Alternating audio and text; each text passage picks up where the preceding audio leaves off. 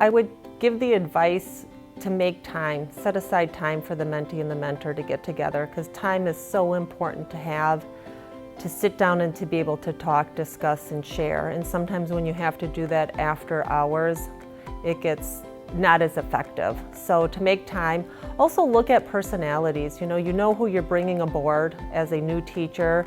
Look at your staff and try to think who would be a good fit to mentor.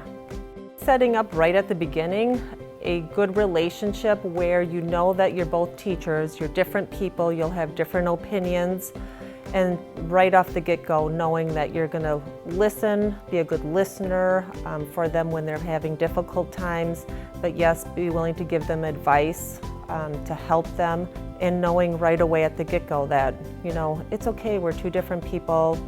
You might do things your way, I'll do things my way.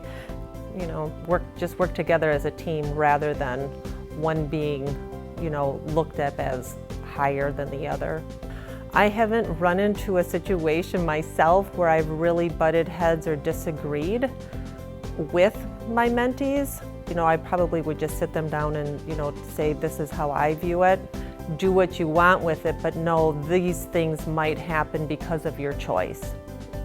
And be prepared to deal with those consequences. Then when I was hired at St. Stephen's School, Janet Blaha was a 4th grade teacher, so she was my teaching partner. I automatically became her mentee, and she was my mentor. I looked up to her. She had years of experience, was a phenomenal teacher, well liked by the parents. So I took as much as I possibly could from her and would just steal ideas, strategies, techniques, and that's what I say to any of the mentees. Take whatever you can any teacher has to offer. Listen, because all of their years of experience will help save lots of time down the road.